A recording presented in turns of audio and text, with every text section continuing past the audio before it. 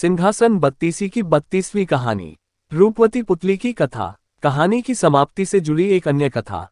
सिंहासन बत्तीसी को गढ़वाने के बाद सिंहासन का क्या हुआ, इसका जिक्र कहानी की समाप्ति से जुड़ी एक कथा में मिलता है, जो इस प्रकार है। हमारे चैनल को सब्सक्राइब जरूर करना क्योंकि आपके बहुत काम आएगा। राजा विक्रमादित्य के सिंहासन को गाड़कर और उस पर टीला बनवाए काफी वर्ष बीत चुके थे।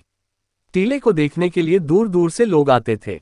इस बात को सभी लोग जानते थे कि इस टीले के नीचे चमत्कारी सिंहासन दबा हुआ है। इस बात के बारे में चोरों को भी पता चल गया था। चोरों ने एक दिन सिंहासन को चोरी करके उसे बेचने की योजना बनाई। योजना के तहत कई महीनों तक उन्होंने टीले से कुछ ही दूरी पर एक सुरंग बनाई, जो सीधे सिंहासन तक जाती थी। चोर सिंहासन तक पहुंच गए और वहां से सिंहासन को बाहर निकालकर एक सुनसान जगह पर ले गए। चोरों ने सिंहासन को तोड़ने की बहुत कोशिश की, लेकिन तोड़ नहीं पाए। सिंहासन को हथौड़े से भी तोड़ने की कोशिश की गई, लेकिन प्रहार करते ही सिंहासन में से चिंगारी निकली और तोड़ने वाले के हाथ जख्मी हो गए। चोर फिर भी लगातार सिंहासन को तोड़ने की कोशिश करते रहे, क्योंकि सिंहासन में जड़े कीमती हीरो का लालच वो छोड़ नहीं पा रहे थे। सिंहासन पर लगे सोने की चमक को देखकर चोरों ने सोचा कि अगर वो इस सोने को बेच देंगे तो उनके पास बहुत सारा धन आ जाएगा और उनकी आने वाली पीढ़ी को कुछ काम करने की जरूरत नहीं पड़ेगी। लेकिन सिंहासन को नुकसान पहुंचाने की चोरों की हर कोशिश नाकाम रही। सिंहासन को तोड़ने के चक्कर में उनके हाथ चिंगारी से जल गए। चोर थकान के कारण चुपचाप बैठकर सोचने लगे और सोचने के बाद उन्हें लगने लगा कि सिंहासन में भूत है। चोर आपस में बात करते हुए कहने लगे कि सिंहासन में भूत होने की वजह से ही राजा भोज ने इसे अपने पास नहीं रखा और इतनी कीमती चीज को जमीन में गाड़ दिया। चोरों ने सिंहासन को छोड़ने का सोचा, तभी चोरों के सरदार ने कहा, अगर सिंहासन को तोड़ नहीं पा रहे हो तो इसे दूसरी जगह ले जाकर बेचा जाएगा। अपने सरदार की बात सुनकर चोरों ने सिंहासन को कपड़े से ढक दिया और दूर राज्य के लिए रवाना हो गए। वे सिंहासन को लेकर एक ऐसे राज्य में पहुंचे जहां कोई राजा विक्रमादित्य के सिंहासन को बारे में जानता नहीं था। चोर जौहरी के वेश में राज्य के राजा से मिलने गए और राजा को हीरे मोती से जड़ित सिंहासन को दिखाते हुए कहा कि वे बहुत दूर रहते हैं और उन्होंने अपना सारा धन इस सिंहासन को तैयार करने में लगा दिया। राजा ने उनकी बात सुनने के बाद हीरे के व्यापारी को इस सिंहासन की जांच करने के लिए कहा। राजा के आदेश के बाद सुनारों और जौहरियों ने सिंहासन की जांच करने के बाद राजा को इसे खरीदने के लिए कहा। राजा ने सिंहासन का अच्छा खासा मूल्य देकर खरीद लिया।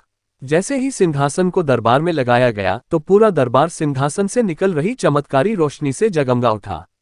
राजा ये देखकर बहुत खुश हुआ। राजा ने शुभ मुहूर्त निकालकर सिंहासन का शुद्धिकरण करवाया और इस पर रोज बैठने लगे। हर तरफ सिंहासन के बारे में बात होने लगी।